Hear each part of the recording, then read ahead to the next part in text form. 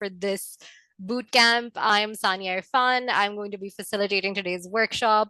Let's get into it. Let's talk about what we're going to do today. Let's go over some of your FAQs. So on the next slide, we'll go over some of the questions that you've been asking us.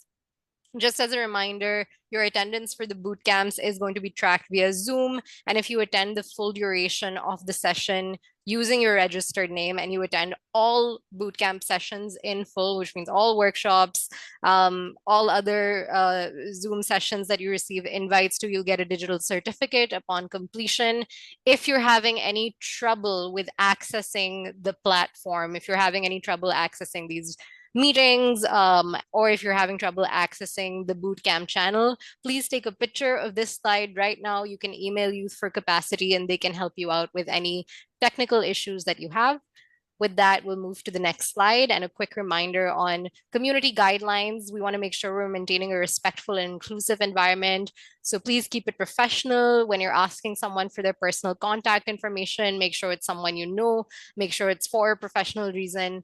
When you share things beyond the workshop, please ensure that you're not posting any individual's image without their consent. And if you're posting something for, if you're posting images of speakers, please do so with context, with slides. Please, reminder to stay on mute if you're joining, so you're not interrupting someone when they're speaking. And very, very important, please utilize critical thinking. Do not use AI for any of the activities.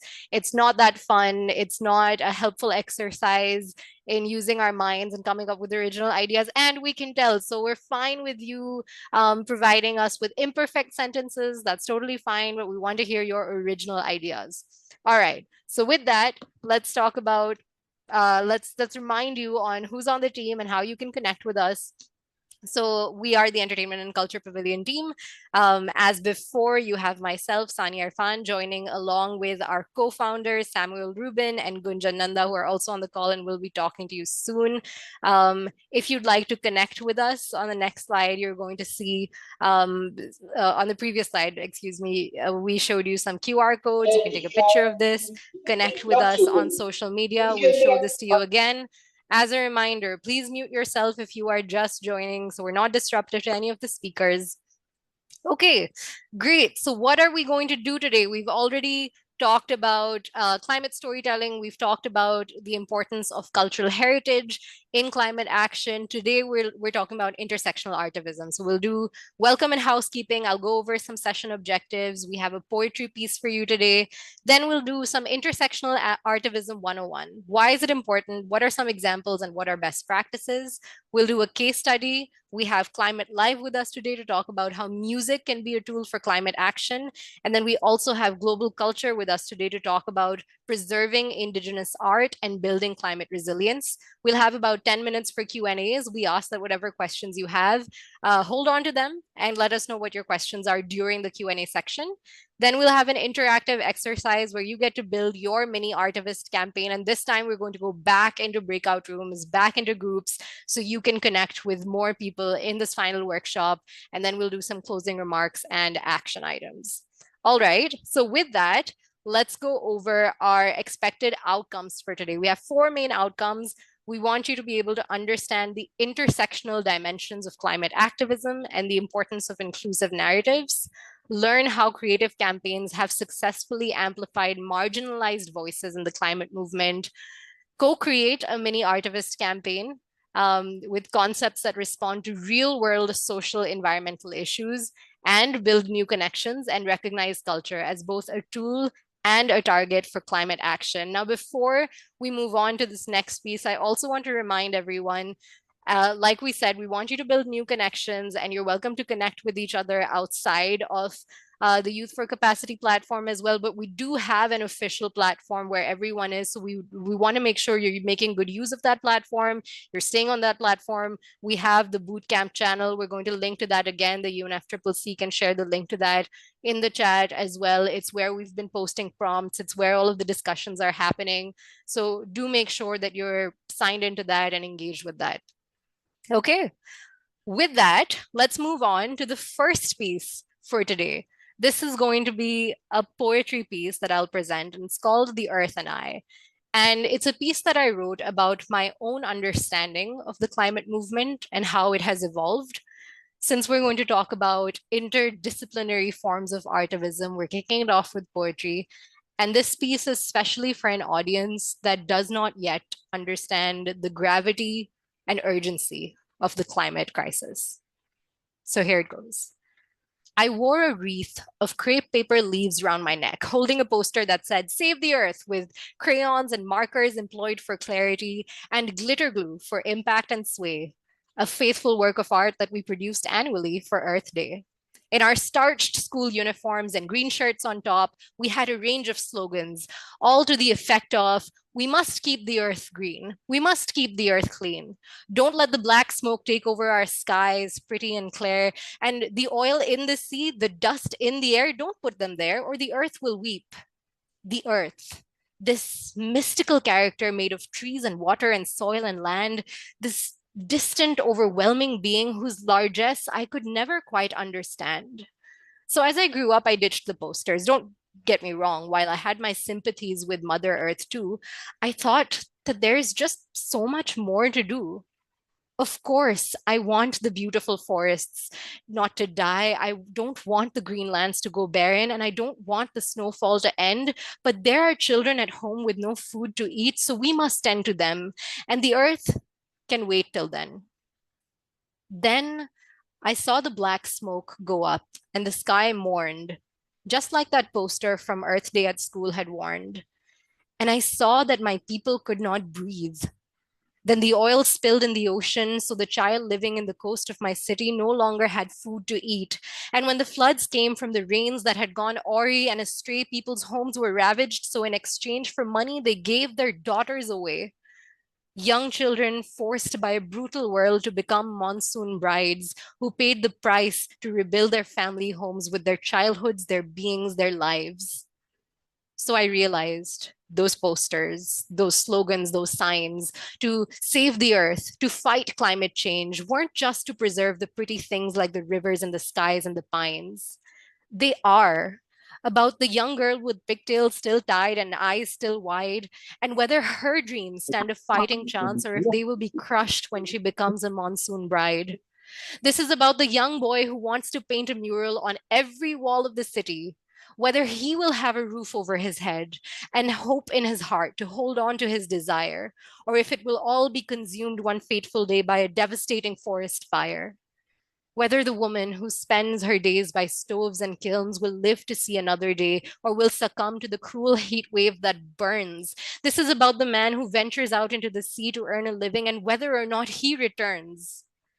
You see, saving the earth is not just about what the world will look like in the distant future and our promises and our vows. It is about the lives we are living today in the here, in the now. When I used to draw the earth, this grand character made of land and water and my glitter glued leaves, I forgot one key thing it was made of too.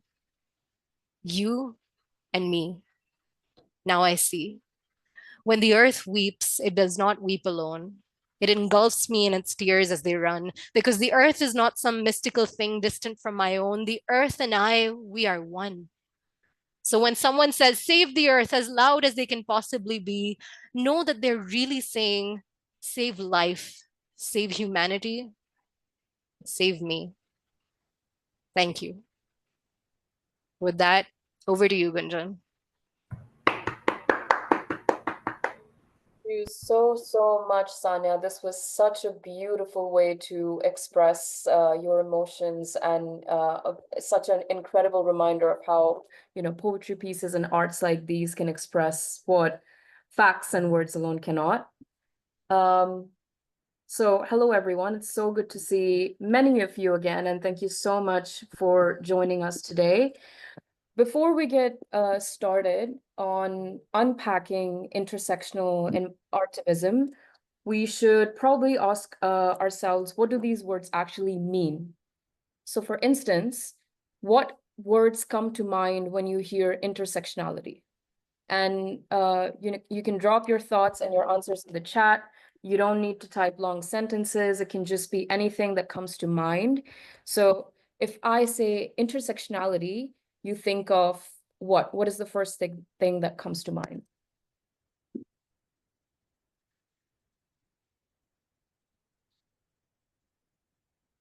Beautiful. Okay, we have some responses here. Well, the term intersectionality was coined by Kimberly Crenshaw, who is a Black feminist scholar, to describe how systems of oppression like racism, patriarchy, classism, and colonialism don't operate in isolation. They intersect and compound one another. So in the climate crisis, this is very crucial because we know that the people least responsible for climate change are the ones most impacted. Indigenous communities, youth, women, LGBTQ plus folks, disabled people, and frontline workers in the global majority. Exactly. And I see some beautiful responses on the chat. People are saying interconnected, integration, identity, class, inclusion, intergenerational. And that's why intersectionality is a crucial lens for understanding how climate policies and social change affect different communities in different ways.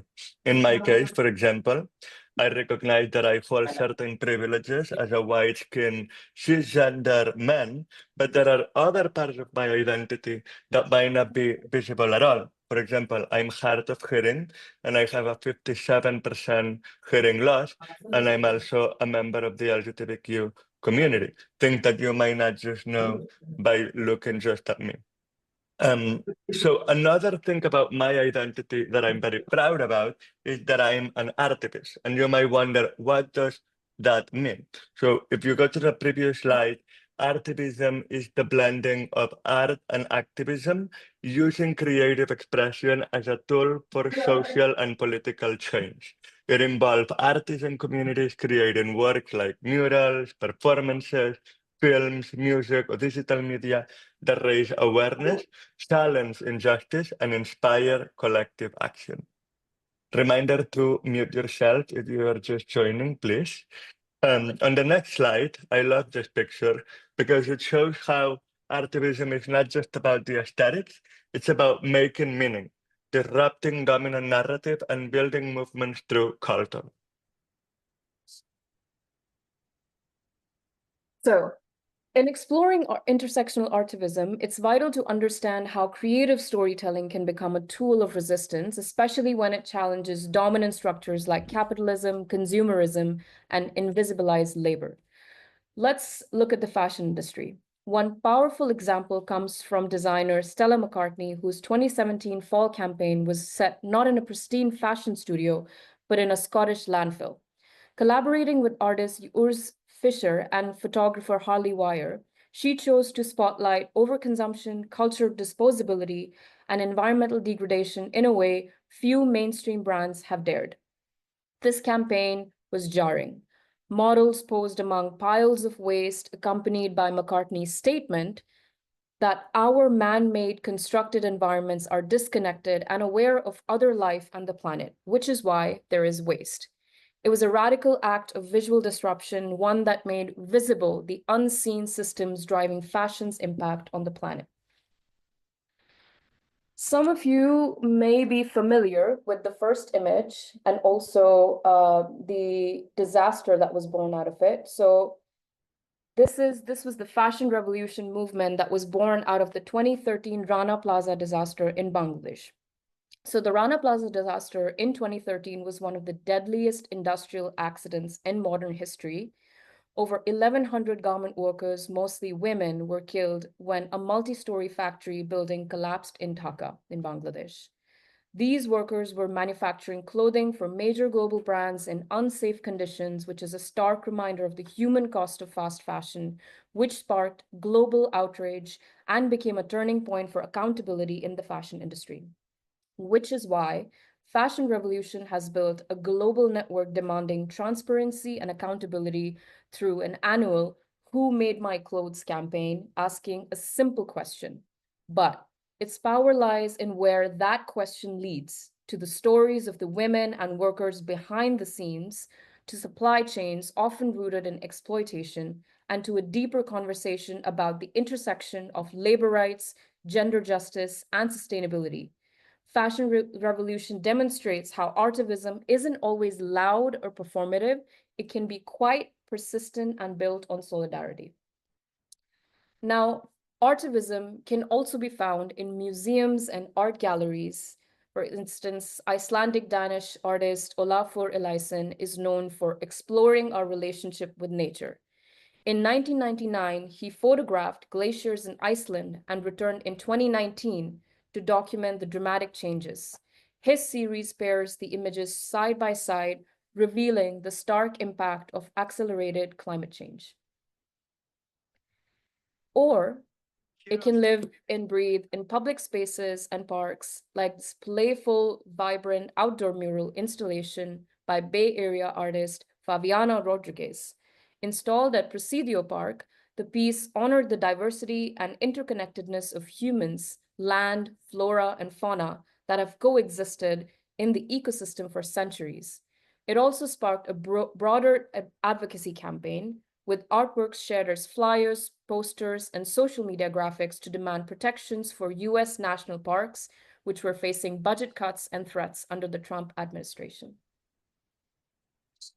Beautiful. And so if you go back to the previous two slides, sorry, I realized that we forgot to include the picture of the Icelandic Olafur Eliasson, but I'm gonna drop his name on the chat in case you wanna look for his pictures, which are a very interesting exhibition that showed the glaciers that Gunjan mentioned.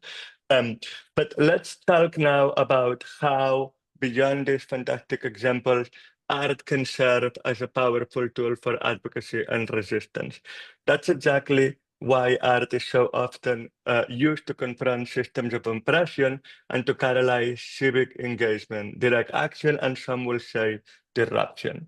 You probably heard of the Just Stop Oil activists who glued themselves to the National Gallery in London and threw tomato soup over Vincent van Gogh's Sunflower. That action sparked massive debate both within and beyond the climate movement and inspired similar protests around the world. In the next slide, you'll see how despite the outrage and controversy, it's important to note that none of the artworks were damaged. The activists, however, they did face serious fines and legal repercussions. But those actions did achieve visibility and pushed the conversation forward on the fossil fuel phase out and its importance to avoid the devastating consequences of climate inaction. You've seen press coverage, you've seen research, you've seen all kinds of visibility. I'm pretty sure we all saw that video on social media ourselves. And so in this slide, I want to show you that there is also data that support the effectiveness of those so-called radical tactics, because research shows that many of the most impactful climate organizations in terms of emission reductions are also the most underfunded. This chart is from the Stanford Social Innovation Review, and it reveals a striking disconnect.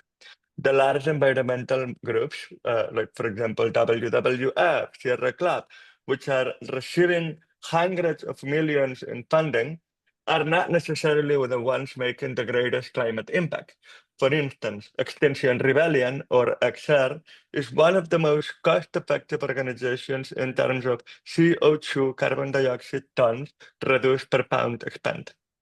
And why is that? Well, in the next slide, you'll see that if you are not familiar with XR's theatrical approach, these are a few of their examples on screen. They use performance, street theater, and spectacle as tools for resistance and collective mobilization.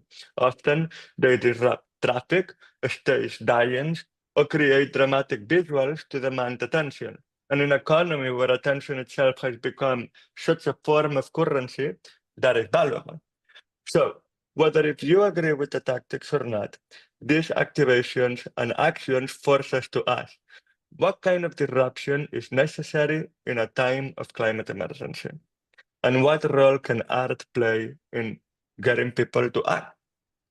Today's session really captures the essence of our mission at the Entertainment and Culture Pavilion, which is to put culture at the heart of climate action and to foster interdisciplinary collaboration and artivism. We believe that spaces like COP can serve as global hubs for cross-cultural exchanges, centering creative, frontline communities, youth, and uplifting global majority cultures. Thankfully, we are not alone, and a growing network of aligned groups is doing this work as well and has been doing it for a long time. For example, the Artivist Network organized a strike in action at COP29 in Baku last year, and we want to show you a little bit of this action in the following video.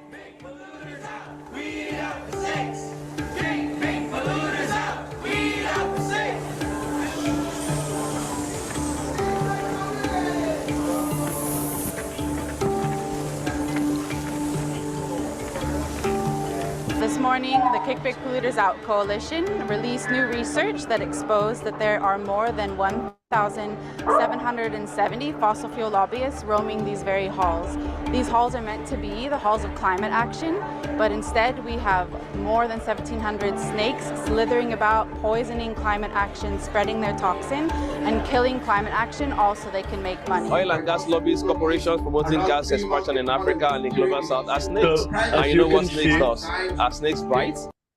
As you can see, the climate snake was a powerful example of how creative don't just illustrate a problem, but we shift how people think, feel, and act. And in this case, I love it because they were not just doing this impressive performance with this amazing snake that they brought to the Blue Zone, but they also released research and highlighted the presence of fossil fuel lobbyists inside the spaces like COP.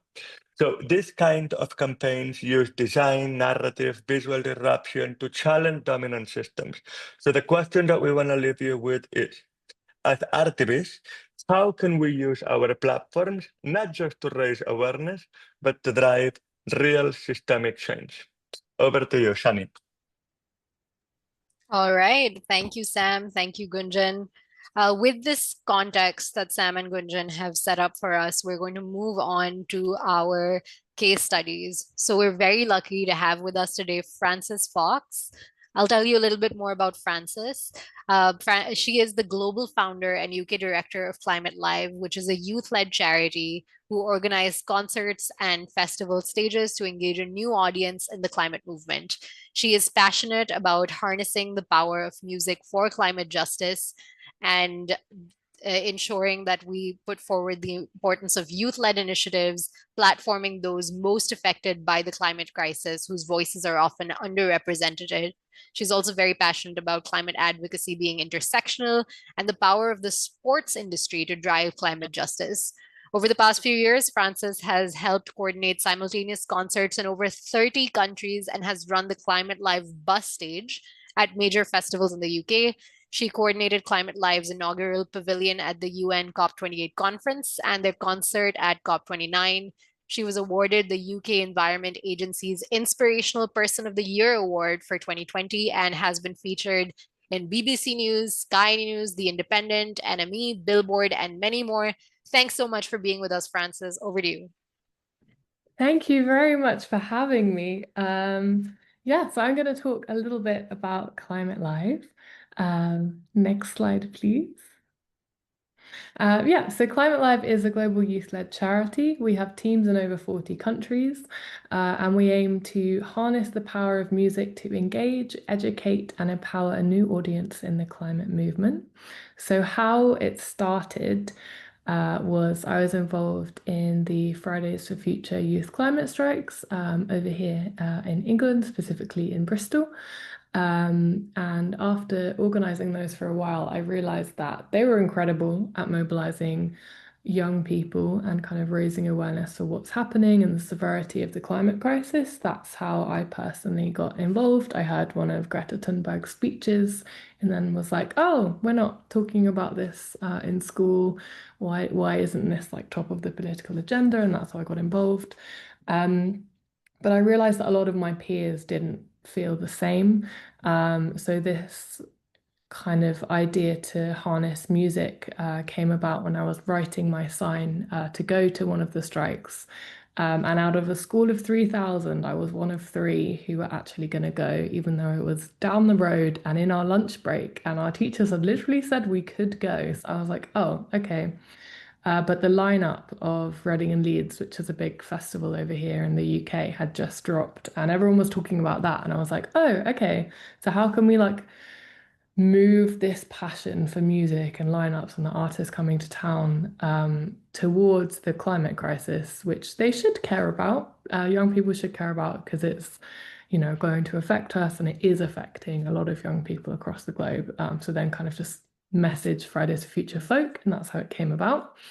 On the screen, you can see some photos. Sorry. Sorry. You can see some photos of some of the stuff we've done at our concerts. So along the top, you've got Gemma Griffiths, one of the biggest artists in Zimbabwe, performing with us at COP28.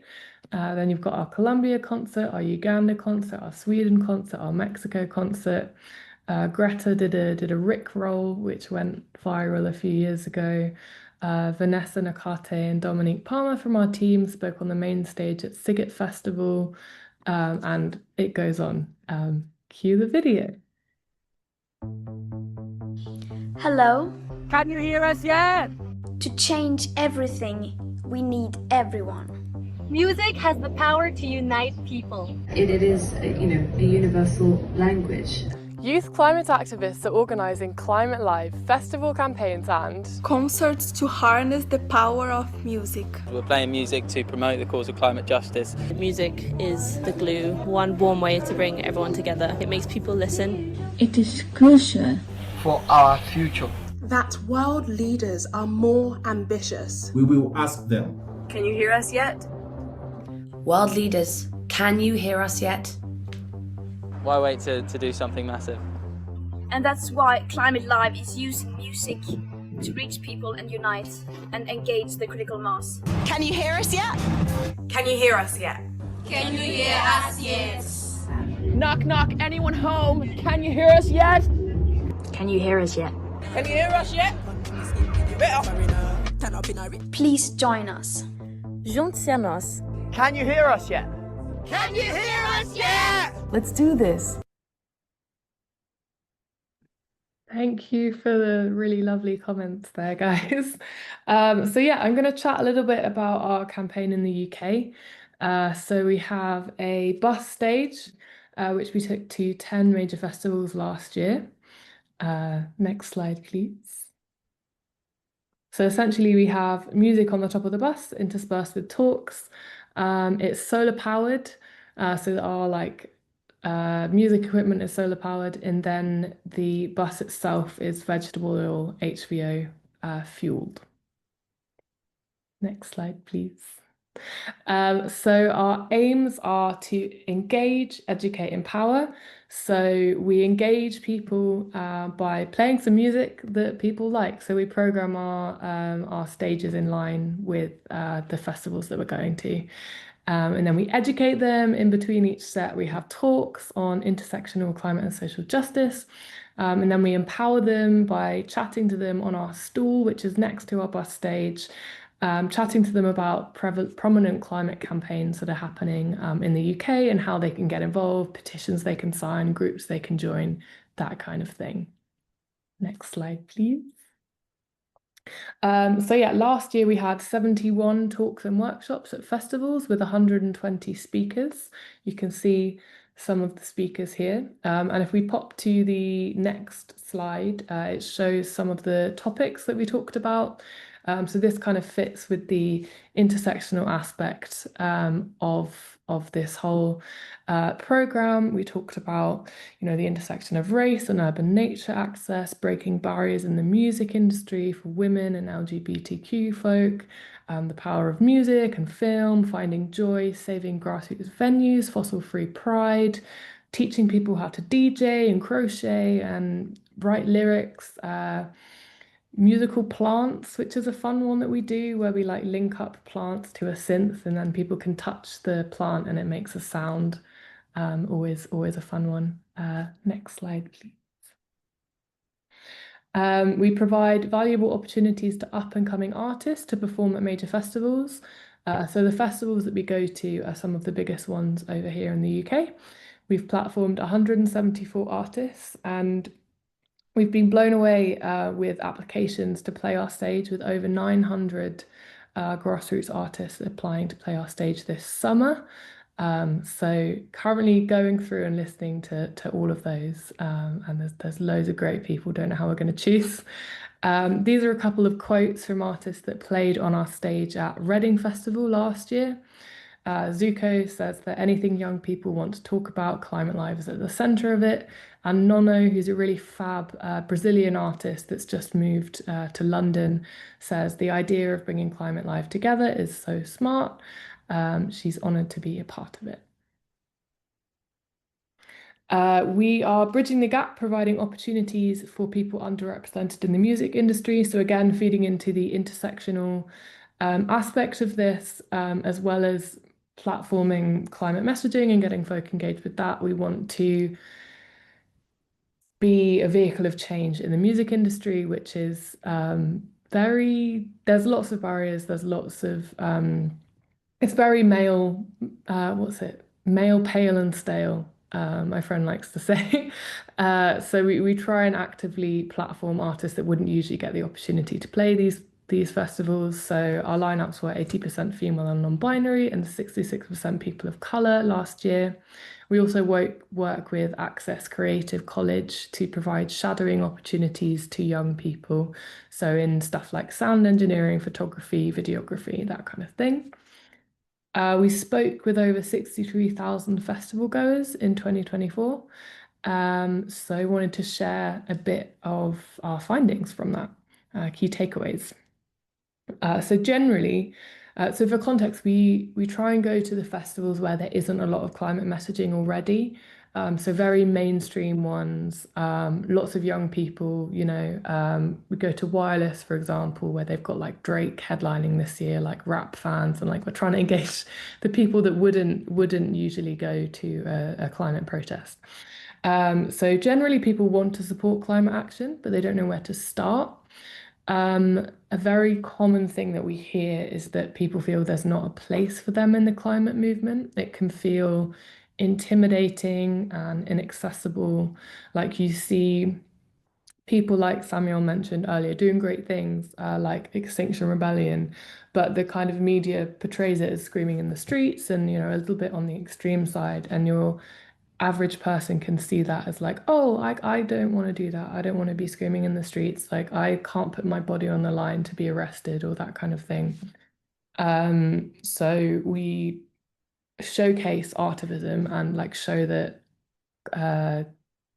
climate activism can come in many forms, and we got very positive response to that and a lot of strong support for using music. And the other thing that we hear is that people prioritize other issues. So we go to a lot of festivals in London, for example. So people are focusing on like LGBTQ rights, like Black and brown rights and all of this stuff. But they don't realize that climate justice intersects with these issues. So someone will say to us like, oh, I don't really like, this isn't my jam. Like this is what I focus on. This is the most important thing to me. And then we're like, oh, did you know there's like a group that works on the intersection of these? Did you know they intersect? So there's a group over here called Fossil Free Pride, for example, that's working on like sponsorship at Pride. And they're like, oh, didn't know that.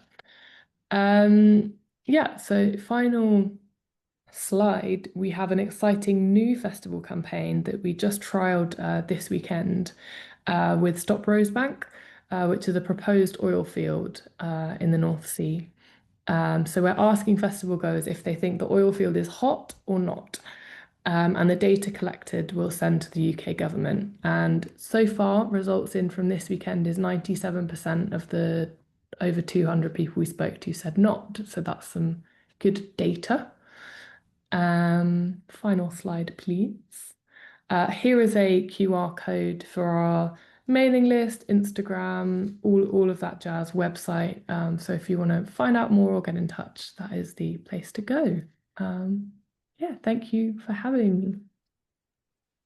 Thanks so much for being with us, Francis. And we're going to share this link with all of the attendees and folks who've registered as well, so they have it.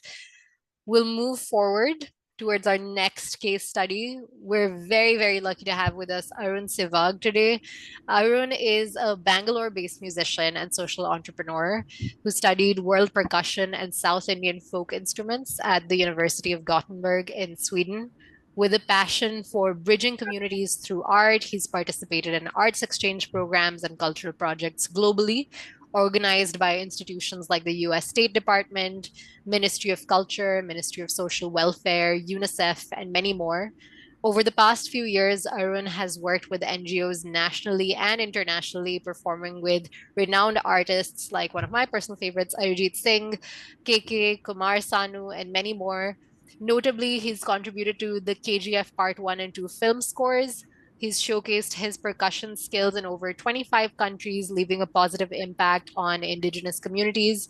As founder of Global Culture Organization, he focuses on social justice initiatives, arts education, and livelihood creation for artists, aiming for independence and dignity through scholastic engagement, fostering environmental sustainability. Over to you, Arun. Hello, everybody, and thank you, Sanya, so much for the fantastic poem you did, and Gunjan, Samuel, and Sanya for having me. And it's so inspiring to listen to Francis for your work, and I'm so honored and happy to be here at this session. So, since I know there's very short time, I'll be quite quick and short as possible. So, probably I think we can start the video, and maybe I can start it from there.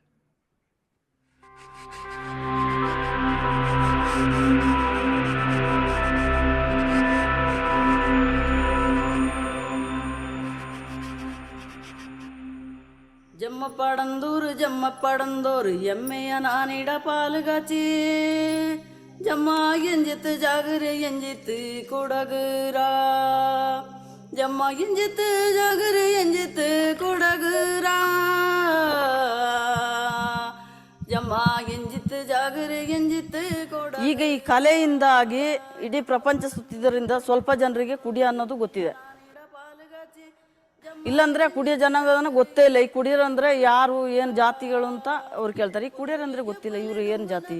ಈ ಕಲೆಯಿಂದಾಗಿ ಅಲ್ಲಿ ಇಲ್ಲಿ ಹೋಗೋದ್ರಿಂದ ಈ ಉರ್ಟಿ ಕೊಟ್ಟು ಆಟ ಇದು ಯಾವ್ದು ಕುಡಿಯೋರ್ದು, ಇದು ಕುಡಿಯೋ ಜನಾಂಗದವ್ರದ್ದು ಅನ್ನೋದು ಆ ಹೆಸರಲ್ಲಿ ಬರ್ತದೆ. ಗಿಡ ಮರಗಳು, ಕಾಡಿನಲ್ಲಿರುವಂಥ ಪರಿಸರಗಳ ಎಲ್ಲ, ಈಗ ಮರ ಆಗಿರ್ಬೋದು, ಬೇರೆ ಆಗಿರ್ಬೋದು, ಕಲ್ಲಾಗಿರ್ಬೋದು, ಹಾವು ಆಗಿರ್ಬೋದು, ಆನೆಗಳಾಗಿರ್ಬೋದು, ಅದರಲ್ಲಿ ಆ ಹಾಡುವಾಗ ಇಂಥದ್ರನ್ನೆಲ್ಲ ಸೇರಿಸ್ಕೊಂಡು ದುಡಿ ಕುಟ್ಪಾಟು ಹಾಡಿಗೆ ತಕ್ಕ ತಾಳ, ಆ ತಾಳಕ್ಕೆ ತಕ್ಕ ಒಂದು ದುಡಿ ಬಾರಿಸುವಂಥದ್ದು.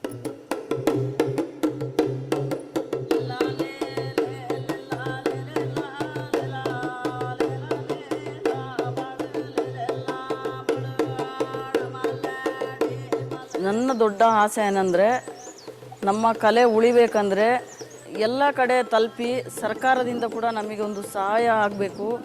ಸಂಘ ಸಂಸ್ಥೆಗಳು ಕೂಡ ನಮಗೆ ಒಂದು ಸಹಾಯಧನ ಕೊಡಬೇಕು. ನಮ್ಮ ಈ ಹಾಡಿನಿಂದ ನಮ್ಮನ್ನು ಒಂದು ಒಳ್ಳೆಯ ವೇದಿಕೆಗೆ ಕರೆದು ನಮಗೆ ಒಂದು ಒಳ್ಳೆಯ ಸ್ಥಾನವನ್ನು ಕೊಟ್ಟರೆ ನಮ್ಮ ನಾಳೆ ಇರುವಂಥ ಒಂದು ತುತ್ತು ಅನ್ನಕ್ಕೆ ಕೂಡ ಒಂದು ಒಳ್ಳೆಯ ದಾರಿ ಆಗ್ಬೋದು. ಅಂದ್ರೇ ನಮ್ಮ ಈ ಕಲೆ ಉಳಿಯುತ್ತೆ, ನಮ್ಮ ಮಕ್ಕಳಿಗೆ ಕೂಡ ಒಂದು ದಾರಿ ಆಗ್ಬೋದು. ಎಲ್ಲರೂ ಕೂಡ ನಮಗೆ ಒಂದು ವೇದಿಕೆಯನ್ನು ಕೊಟ್ಟು ಸಹಕಾರ ತುಂಬ ಕೊಡಬೇಕು ಅಂತ ನಾನು ಕೇಳ್ಕೊಳ್ಳೋದು.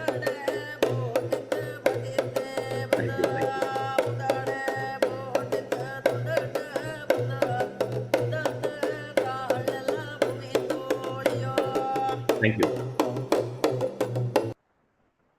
So the writing you see, which is almost like a charcoal writing, it is two languages. One is English and one is Kannada, where I come from Bangalore, Karnataka, in south of India, which is called as Budakattu. The name Budakattu means tribe or a clan in the local language, Kannada. And I'm a founder of Global Culture Organization. We are an organization, a collective of musicians, artists, dancers, peacemakers, environmentalists, anybody who wants to use their tool to create a voice to the society is what we work together. And today I'm going to share about the kind of work that we have been doing with regards to the indigenous and folk musicians are concerned. So when we talk about environmental consciousness and saving the nature and the energies, we somehow we forget the indigenous people or the tribal communities. So as a musician and a drummer myself, I've always been very inspired by the tribal and indigenous communities and the folklores, because these folklores carry so much of knowledge and so much of messages in these songs for hundreds and thousands of years. So we as an organization, we've been doing quite a lot of work when it comes to protection and preservation of indigenous and folk music art forms. And through that, we also do initiatives which are working with the environmental protection. One of its kind was 2 years ago or 3 years ago, we started this initiative to plant 1 million trees. So we've been planting a lot of trees all over India, from northeast of India to Kerala, Tamil Nadu, Andhra, with all our partnering organizations and friends and universities and schools. So the first plant was actually planted at the governor's house office. That's where we did the first plant, and we aim to kind of achieve the 1 million trees in the next probably 2 to 3 years. And probably you can also join us in the campaign and start planting the trees in your homes, and send us a picture, and you'll also be part of the campaign. And one of the other ideas is also to have, because I come from Bangalore, and Bangalore is the you could say it's the corporate hub, Silicon Valley, right? So we also initiate large scale plantation with the corporate sectors. So we involve all of them to also plant a lot of trees. And during COVID times, one of the main part which was totally ignored here was the tribal communities. So we were working with the tribal communities, arranging food and rations for them. And these are musicians who do not have any source of income. So we kind of raised a lot of groceries and funds. We catered about a ration for about 15,000 families in Karnataka, and that was given, and that was all over the newspapers as well. And talking about these things, August 9th is a very important day, which this year we are planning to do a music festival. And if you see that a lot of people, we totally forget the indigenous communities or the folk communities. And August 9th is the World Indigenous People Day. So when we talk about environment or the mother nature, who do you think were the protectors of this nature, right? And when we see from the history, as we all know, it was the tribes who were protecting these natures, and we have taken over that space and moved them from the forest and brought them outside. So it is the same scenario. It is one of the biggest problems that even today here in India, a lot of the tribal indigenous communities are facing are the identity crisis. And we as an artist collective, we try to voice out their issues through concerts and performances.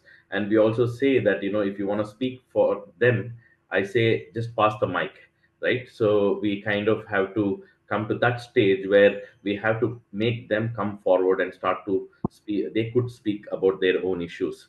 And I think platforms like these will be a very beautiful platform to have, probably in the coming sessions, more indigenous or tribal artists who can come and speak. I think that will also have a lot of good impact. And as an organization, we've been doing a lot of activities, like we've been organizing marathons. We have been doing large scale concerts where we have had about 3,000 to 5,000 people walking in the streets of Bangalore. And Francis also explained, we also did do a lot of concerts with plant music, where how do you tell a kid what's the importance of nature, what's the plant has a life, how do you tell that to a kid, right? So when we did the plant music concerts, the kids actually started to listen to these sounds coming from the plants, and they were really like inspired, and they were like, wow, this plant can make music. And that is where we actually start to tell that the plant has life. So the kid, when he or she goes back home, they know there is a lot of life around them always. And of course, all the projects we've been working on is connected to the sustainable development goals. And one of the important things that I would like to also share is we've been archiving a lot of the tribal communities, and some of our mentors, they've been dedicated their entire life to saving and preserving the tribal art forms. And if you can show the pictures of the tapes, that we have today about 7,000 hours of footage lying in our houses, which has to be converted digitally. And a lot of these people have dedicated their entire life to document these documentaries of the tribes from the last you could say 50 years, right? And so these are some of the works which we are doing in the background as the preservation is concerned. And the important aspect is also the tribal concert that we've been working on to showcase, like I said, to bring the tribal communities in the urban cities and showcase their concerts. And since we also heard about the work of Francis, it is similar work that we are doing, but here we are showcasing exclusively the folk artists and the tribal artists. And the very important person I think you should all look up to is a person called Tulsi Gowda. So Tulsi Gowda is a person who recently won the award in India, the highest civilian award. She's also considered as the encyclopedia of the forest. She has never been to a school. She has never been to any kind of knowledge learning, but she has so much knowledge of trees, the benefit of the trees and the plants and names of the plants. And she herself has planted more than 30,000 saplings. And this was a picture when she received the Padma Shri award the next day. And I mean, since we're running short of time, there's a lot of way we can connect. But what I would also like to share is that as artists and artisans, we have to bring the indigenous and folk communities forward and create opportunities for them to showcase their talent artistically, because that has a very powerful voice and message. And today, when we talk about environmental consciousness or any of the activisms, isms we speak about, it's all in their songs, it's all in their dance. The Kodawa dance you saw in the beginning of the video, they come from this place called Virajpet in a Coorg area in Karnataka. The dance form is actually depicting the river Kaveri in their dance. So it has a lot of meaning. So by now, I want to conclude. And as an organization, we always believe that art is a catalyst for changing the lives of people and communities, and we need a classless music appreciating society. And I want to thank the entire team for putting this together. I know I went maybe 1 or 2 minutes more, but thank you so much for the opportunity. Thanks so much for being here. Arun and Francis, we have a few questions for you that sort of started coming in. Anybody else who has questions, please drop them in the chat. But I'm going to start with a question for you, Arun. You've spoken about a lot of the kind of issues with the way we think when it comes to centering tribal communities.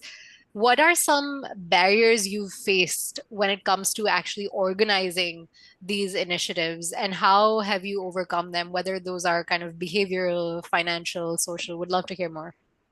I think when it comes to organizing, I think all the people here in this platform has faced all issues. It is something that I'm not going to say something new, right? Because we are kind of trying to tell people, talk about people. And today, when it comes to indigenous communities around the world, they face the same problem, and that is an identity crisis.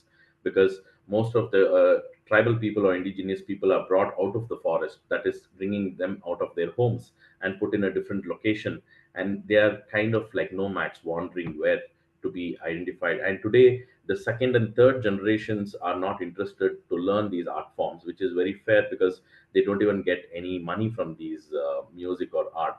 So somehow today in Karnataka we had more than 50 tribes with unique music and dance tradition, which has come down to about 28 tribes. That also means the rest of the tribes have just vanished, and we see that going so much in the next 5 or 10 years. We will also see slowly the other tribes vanishing. That is why we started this project called Budakatu to archive the indigenous dance, music, storytelling, their voices, everything. Great, thank you. And I think this is a question for both of you, Francis and Arun. I'll start with you, Francis. How do you balance creating visually powerful work or musically powerful work while also delivering a strong educational message? This is a question from Rita. It's a good question. It's definitely a balancing act, especially with what we do as Climate Live, our aim being to engage a new audience, so people that haven't already engaged in the climate movement. So we need to use different strategies and messaging. So we can't, if we were to go to a festival audience with like really hardcore, strong climate messaging and facts, people would turn off, and it wouldn't reach them. So what we do is we lead with the music and the art. We market our stage as like a proper stage at the festival, and then intersperse the music with talks. And what else do we do? We kind of, this is a horrible way to phrase it, but we like lure people in by having free stuff that they can do. So like temporary tattoos, printing on t-shirts, bio glitter on people's faces. So we have signs that say like free glitter, free tattoos. And then people will see those come over. And then while we're like tattooing or glittering or printing, we have a few minutes to talk to them about our campaign. So yeah, I would say leading with the creative side, and then following with the educational side. Awesome, thanks. Anything you'd like to add to that, Arun? I think it's kind of, the entire process of work that we do is like there is no mandate as such, because we meet new people, new kind of encounters in the kind of work that we do. And you kind of have to always keep, as musicians, we improvise, right? We be creative, and that's part of our role. So that is how we do, because just an example, just 2 days ago, I went to the Commissioner of Youth Empowerment and Sports, and I spoke to him about the music festival that we're going to come up with. And he said, I come from the sports ministry. But I said, but do you also say that there is also something called as youth empowerment? So there's a huge spectrum there, that where we can include a lot of things, right? So I think being creative and improvising, I think, is the key always. Okay, awesome. Francis, this is a question for you. Since we've seen this kind of influx of AI and there's a conversation on AI and art, and now there are tools to create music with AI as well, is that something that's ever used in Climate Live concerts? Will it be used? Do you have any thoughts on that? Yeah, no. No, we'd never use AI. Like art is inherently human and like coming from the human brain and creative. And I think it also uses loads of water and energy. So it would be very hypocritical of us to be using that. So yeah, no, we are very much anti-AI, although it can be a useful tool in some instances, but we, as Climate Life, would never use it or promote it, because we're so pro like up and coming artists, and it is taking jobs and work away from them. Great. Thank you for that context on its impact on artists as well as the environment. Well, we have a lot of questions, but we are almost at time. So I'm going to close with a question for both of you. A lot of people seem interested in joining you and joining your work. So how can they get involved? Arun, do you want to start this one? I think the very thought that they want to join, they're already part of the organization and the work. So there is no process or anything. We're all like the branch, the root, and only then we can be a tree. And when the tree can be together more and more, stronger root, the stronger the voice. So I think there's a platform. Like I said, it's an honor to have. To watch you all speak and to see the kind of people who are interested. And I'm really inspired today. A lot of young people are having platforms to get inspired. So it's kind of vice versa, right? Like we want to be part of your organization. You have to come join. So it's like a web. So I think, like I said, there's no mandate or there's no rule how to join. I think any kind of work that we all do as organizations individually, we just have to support each other and voice each other. And like I saw, like Francis has her festival, and August 9th, we are coming up with the first ever indigenous and folk music festival in Bangalore. And we just want to scale it every year bigger and bigger. And probably there's chances we can bring an artist from here and there. And I see a lot of questions of people from different states of India are asking to be part, and we can always put together a lot of events together and keep going. I think the best way to join is to talk about the project next. Great. What about you, Francis? How can we get involved? Yeah, so as I mentioned, we have teams in over 40 countries. So if you go to our website and then click our team page, you can see if there's already a team in your country that you can get in touch with. Or if there isn't, we always welcome people to come and set up a team. We're very kind of grassroots, and our teams can do things autonomously. And then we have a youth assembly, which has representatives from each country team when we meet every week. So yeah, we always welcome new people to come along.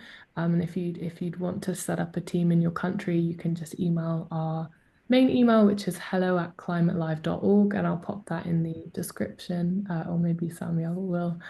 Yeah, thank you. We also have an Instagram which you can follow for updates. Wonderful. Thank you both. And again, we'll share all those links and resources with everyone on the Bootcamp channel. Again, thank you, Francis and Aaron, for being with us. We're going to have to end the Q&A segment here and move forward with our interactive exercise. But to everyone on the call, we've gotten such powerful insights from our speakers today. So I think it's really key now that we implement them in our interactive exercise. So let me do a quick introduction of what this exercise is. As we mentioned, we're going to be divided into breakout groups today. On the next slide, we'll see more information on how the assignments work. So when you're divided into groups, you will be given a prompt with a climate issue as well as a target audience. These prompts are inspired by real life climate issues. Then we'll ask you to develop your own Artivist campaign. And as part of this development, you have to fill out 4 sections in your template: the medium that you're using, the description of your art piece, how it incorporates intersectionality, and what your call to action is. We'll give you about 20 minutes in groups, and then you'll come back, you'll raise your hands, and we'll ask you to present your campaigns in 1 to 2 minutes each, however many groups we can get to. Now, on the next slide, let's start by looking at an example. Let's say, go ahead, Sam. No, I just wanted to say on the previous point, if I may, that if you go back to that previous slide, the idea is not for you to write an essay about the campaign. You can just outline your ideas and focus in having this dialogue with each other, the participants in the group, exchange ideas. You don't need to work on the prompt itself. It's about having this debate so that then you can present it and be creative about how you can tackle this issue, as Sania said, creatively using interdisciplinary approaches. So it's not what you write in the document, but it's also how you come up with this idea collectively. Yeah, just adding on to that, when we go through the examples, you'll see fully formed sentences, but you just have to respond to the prompt. If you want to bullet point it out, you can bullet point it out. If you want to write a few kind of disjointed sentences, that's okay too. We just want to make sure in groups you get to discuss this. Okay, so let's begin, and we'll tell you how the groups are going to be created, how you get there. Don't worry, we're getting there. This is the example. So let's say your prompt is that you're an artivist from a region where freshwater sources are drying out and the coasts are flooding due to glacial melt. How would you press policymakers to protect the glaciers? So on the next slide, you'll see how we go about this. I have a prompt. I'll take 1 minute to pick the medium. Don't spend too long on this. Let's say we picked dance theater as a medium. Then on the next slide, you'll see where we spend most of our time. Take 10 to 12 minutes to develop your art piece. Here's something we developed, giving ourselves that time. Our piece is called Ode to the Glaciers. It'll have 4 to 5 stage performers who become the glacier personified, and other stage performers will act as common folk who dance with the glaciers out of joy. And in the background, you hear testimonies of the people around how the glacier impacts their daily lives positively, accessing clean water, living safely on the ground. But over time, as the glacier begins melting, the dance goes berserk as well. Some people who danced with the glacier are stripped away from it, others are trampled beneath it. And in the background, we once again hear testimonies of the common folk, the homes and livelihoods they have now lost because of flooding caused by glacial melt, the water they can no longer access, and the lifestyles they have lost. And this piece will be performed at events where policymakers gather like state dinners and UN conferences to make sure it goes to the right audience. So something short like that. And then we move on to the next piece, which is identifying how exactly does your piece incorporate intersectionality. So this is what we wrote. We will incorporate the voices of people living in regions directly affected by glacial melt, particularly focusing on the stories of fisherwomen in coastal areas that are flooding due to glacial melt. And this way we'll explore the compounded impacts of climate change and patriarchy on women's lives. Finally, take 3 minutes to provide a specific call to action. So in this case, we said after the show ends, we are going to ask representatives to pass legislation that curbs fossil fuel emissions, prevents the creation of new fossil fuel power stations, and supports our transition to renewable energy. So that was an example. Now it's your turn. I'm going to quickly walk you through how you get to your breakout groups, how you get to your prompts. The first thing you'll do is go to this folder. So this link I'm dropping in the chat, go there. Don't worry about opening anything yet. Just make sure you have this link handy. If you want to take a screenshot, you can take a screenshot. We will shortly form breakout rooms. Once you are in the breakout room, check your room number. In this folder, we have documents with many numbers. You have 1, 2, 3, 4, and so on. Make sure that you pick the document with your breakout group's number. There is one document for each group, and your document will contain your prompt and space to build out your campaign. All the prompts are inspired by real life issues. The examples that I just read out are also in the document. But if you have any questions, feel free to stay in the main room, come back in the main room and ask them. We're going to send you to your breakout groups shortly. When you are back from your breakout rooms after 20 minutes, we'll ask you to raise your hands if you'd like to share your group story or campaign. But that is our process. All right. So if you have any questions, feel free to drop them in the chat. Otherwise, we're sending you to breakout groups soon. Sam, how are we looking on the breakout groups? We're looking great. We're gonna do about 30 of them with the number of people that we have. So they're gonna be automatically created, and everyone will be prompted to join them as soon as you give me Do we the... click on link room first? We should I go ahead and create them? Yep, go ahead and create them. You don't need to click anywhere. You should be sent automatically. If not, you'll see a join breakout room option. Click on that. Perfect. You should have seen that option to join the group. So go ahead and join. Get started. We will be in the main room if you need to ask any questions. But just go ahead and follow this. All right, great. Everyone's coming back. I see the participants number going up. We hope you enjoyed the activity. We got a chance to listen into some of your conversations, and we're really excited to hear from some of you. We'll only get to hear from a handful, so please raise your hands if you'd like to discuss what you worked on in groups. Nambatia, we'll start with you. Okay, thank you so much. This is Nambatia Christine from Uganda, and I was in room 14 with Jesse, with Adukunda, and we worked on poetry to entertain people using poem, and we drafted our poem by this, as you hear me read for you. It's titled Cry of the Melting Crown, of course, by our group. Oh, listen now, you hands of power, the glacier bleeds this very hour. Once still, majestic, pure and wide, now retreats with every tide. Its frozen veins, once full of grace, now flood the homes of the fishers' place, and inland springs no longer flow, and the farmer's hope now yields to war. We are the children of the fight, the island girl, the shepherd's right, the mother in a coastal town, the youth whose dreams are melting down. Climate justice is not a trend. It's where all struggles meet and bend for the black and the brown, for the poor and the queer. The rising seas bring equal fear.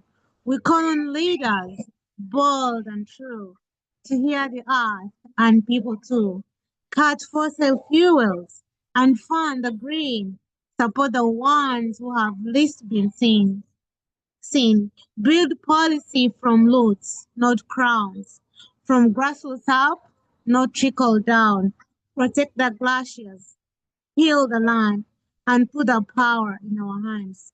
So rise with us and raise your voice. In unity, we are the choice. This is the hour we can't delay. Act now or melt the world away. So that was our poem, and as you can see, we have embedded all the entities that are supposed to be put like call to action, and we have also incorporated intersectionality. From room 14 to you guys, ladies and gentlemen, thank you so much. All right, thank you. I'll just go in the order that I'm seeing on screen, and if you haven't written out an entire poem, that's totally fine. We're just looking for descriptions. So Brandon, I'll go to you next. Cool. That was a very beautiful poem. Hello, everyone. So our one was pretty much about a fire that had happened and gone through sort of a city in a certain country. And it talks about how there was devastation with that fire. And then following that, a few months later, there's now apathy. People have forgotten about it. And it's sort of trying to get it back in the limelight. And especially for people that are unaffected by it. So we chose the medium of film, a creative documentary with a futuristic sort of outlook on it. And it's a two-part film following the lives of multiple people from various backgrounds. So at the start, it will show people from different backgrounds and their experiences through the fires. So young people, First Nations people of that area, and people from just different demographics, and how their lives have been, terribly affected by the fires. Our second part, which continues to sort of incorporate the intersectionality, looks at what will happen if we continue to fuel these natural disasters, and not just for the people I just mentioned, but also for CEOs, politicians, those people that previously were unaffected by the fires. And it shows two alternative futures in the second part, one in which we take serious action in climate change, and one in which we do not. And it's sort of up to us and those watching what future we choose.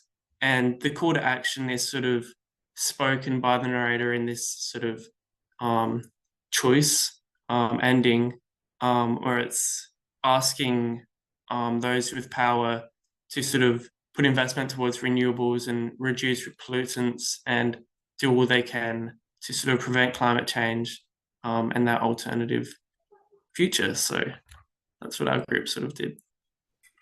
Cool. Thank you, Brandon. All right. We have time for one or two more folks.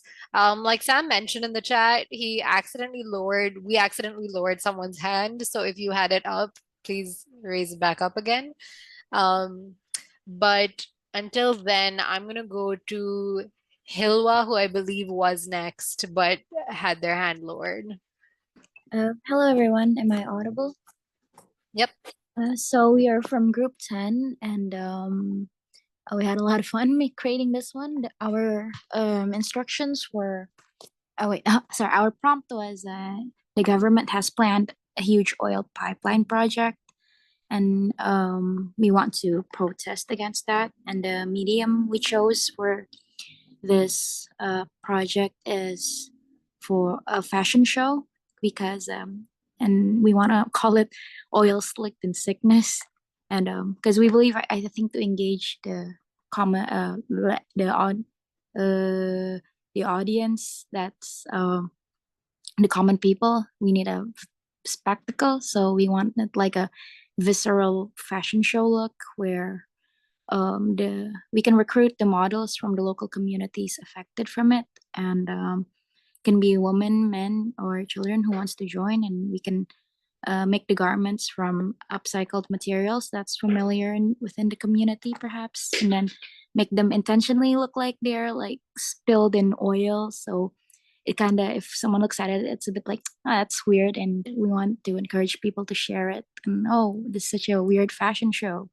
What are they talking about? So that's what we want to. That's the spectacle we want to create to engage the audience, and how this piece incorporates intersectionality is perhaps something like like the percentage of the affected populations in the region. We can represent that by a number of fashion models, like maybe 70 women and 30 men, and perhaps even includes 60 senior citizens, 20 youth, 20 children, like that, to present that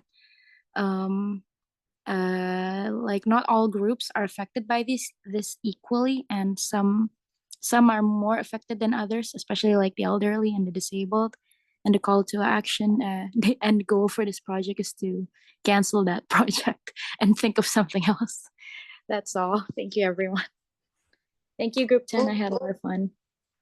Thank you, Hilwa. So we've seen poetry, we've seen film, we've seen fashion. Karina, you're going to be the last person we get to. What is the art piece you worked on? Great, yeah, thank you. I was in group 13, and our prompt was about a water scarce region being kind of developed by the government and corporate farming. So we decided that we would do kind of a collaborative effort that would focus on developing handcrafted textiles that include different forms of artwork, poetry, and storytelling. So we developed kind of different mediums for that. And then this effort would amplify the significance of the river and the canals for the community and the development of the community's history. And it can also take the form of rugs, carpets, really kind of an interactive and involved process to involve the community. So this art will be located in community centers, as well as galleries, museums, and spaces where meetings are held, not only to bring attention to this important issue, but also to kind of get that collaborative effort going. And we strive to incorporate different levels of intersectionality by having the storytelling led by marginalized communities, including fisherwomen, ethnic minorities, people who will really suffer if this plan moves forward. And the calls to action will include a petition to protect the river as a heritage site, involving different governing bodies, as well as a petition to the government to halt this project. And thank you. That's it. All right, great. Thank you, Karina. With that, we're going to end the group sharing exercise. We're already a bit over time, so we have to move into closing. And with the end of the group sharing exercise, we're also coming to the end of our programming for these 3 workshops. But do stay for a few more minutes because we'll talk about some important action items. First, I'm going to ask if everyone who is able to can turn their cameras on, so we can take a quick group selfie / group screenshot. Whoever can, please turn your cameras on.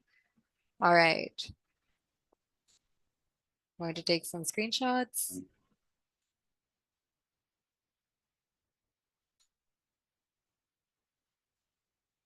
Okay, excellent. Thank you very much. And also before you go, very importantly, we want to hear what you think. So we're going to launch a poll very quickly. If we go back to the previous slide, you'll see some questions on your screen. Please answer those. Let us know what you think, what you learned through this, through these 3 workshops. We'd love to get your honest feedback, and we'll give it a minute or so for you to join and answer.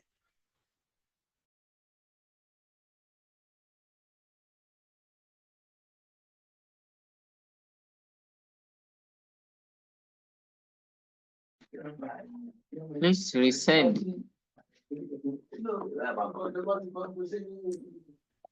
I'm not sure if that was a question, Joshua. We didn't hear you. Please resend the question, ma'am.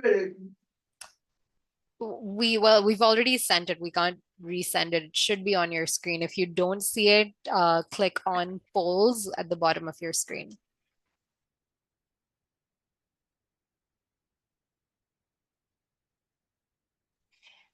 Can we see the picture you took? Thank you.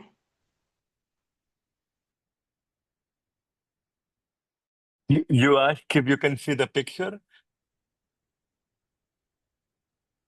Yes, can we see the picture? Yes, we will post it on the forum. Or if you want, maybe Shani, I don't know if you already have it and you can upload it on the chat, but we definitely will post it on the forum after the session as well to provide an extra incentive to visit the amazing platform that you guys have access to. And we'll share YouTube links as well to recordings of these 3 workshops. I had one question. I had one doubt actually. Ma'am, so in the first workshop that I attended, because there was some link issue. So when I attended that workshop, my name was not mentioned. So it was somebody else's name.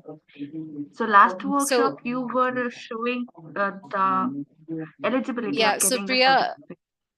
thank you for asking that. For anyone who has questions around attendance and technical issues, I'm dropping Youth for Capacity's email address. So feel free to email them directly. They'll be able to guide you as to how you can get your certificates, any questions on session timings. And I Sanya, know we I only have have one thing to say. Yes. Yeah, actually, we are not, some of us are not receiving the emails also. Like there is a group where we are getting this information that this day we are going to have the Right. next. So I know that some of you are facing technical issues. Unfortunately, I'm not the best person to respond to that, but if you can please email this email address, I'm dropping it in the chat again, Youth for Capacity, they'll be able to help you out. And then the UNFCCC team will also speak right at the end and they'll address some of these questions as well. Yeah.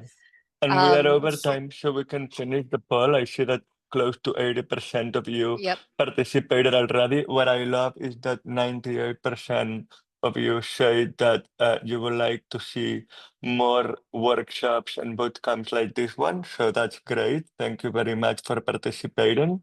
I'm gonna close the poll in a few seconds just to give you, if anyone is about to vote, you can finally vote right now and you can move on.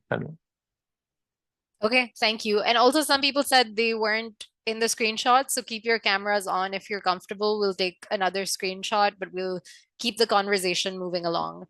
All right, so some next steps and resources very quickly. We're going to post action items as well as a final prompt on the Bootcamp channel. Your final prompt is, what is a key learning from the workshops that you plan to apply in your arts or advocacy work? So let us know what you think on that front. And then we'll also have a discussion post where you can share ideas that you weren't able to from your group discussions. Okay. With that, I'm going to pass over to Sam to tell you a bit more about ENC's work. You'll see our Instagram and LinkedIn on screen. Scan those QR codes to stay connected with us. And we just want to say it's been such a joy meeting you all and hearing your brilliant ideas from all over the world. Just stay connected for a few more minutes for final next steps, and then we'll say bye and talk to each other in the Bootcamp channel. We are going to be in Bonn, in Belém, with the Entertainment and Culture Pavilion in the Blue Zone. And today you heard from Climate Live. Climate Live and the Entertainment and Culture Pavilion are joining forces to have a shared space for culture at the heart of climate action in the Blue Zone in Brazil for COP30. So if anyone is planning to go to COP or anyone is going to be in Bonn next month, you can follow our Instagram, which I dropped in the chat, so that you can see our opening call, our events, and it also means a lot for us to stay in touch with you, so you can scan the QRs for both the Instagram channel and LinkedIn, and we would love to see you stay connected and support our work long term. And I think I'll pass it to you, Jabanik, because you have a few more announcements to make before we. Yes, thank you, Sam. And I'm just going to just share screen quickly to highlight a few things.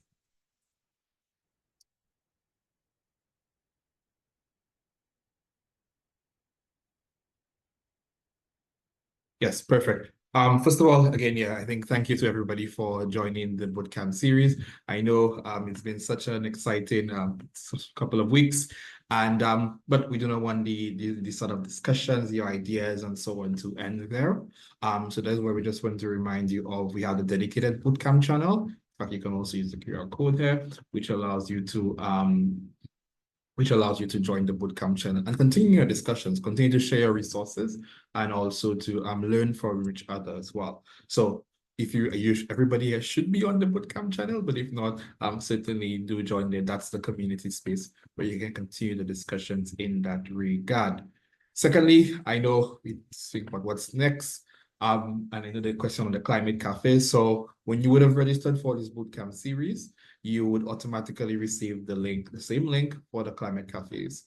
The Climate Cafes will be held in 2 phases, in 2 episodes. So on the same day, that's next Tuesday, and it will be 1 session for English, and the second session will be dedicated for French and Spanish speakers.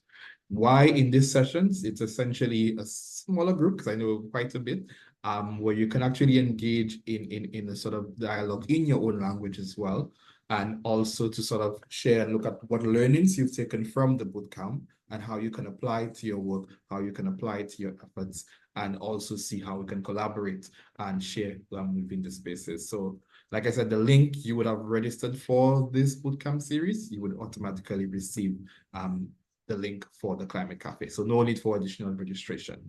Yeah.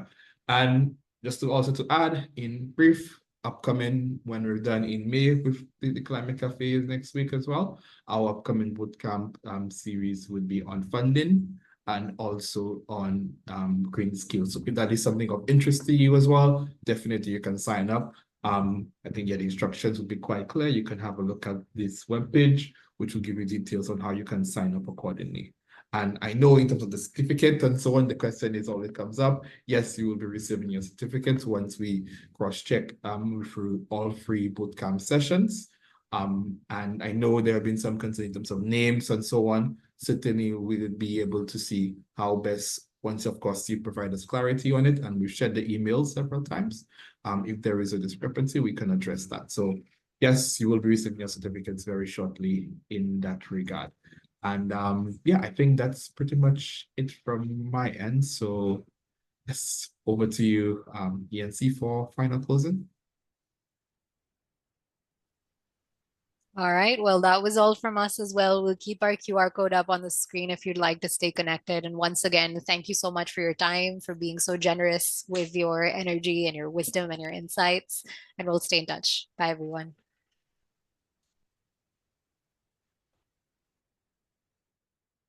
Thank you, everyone. Have a nice week.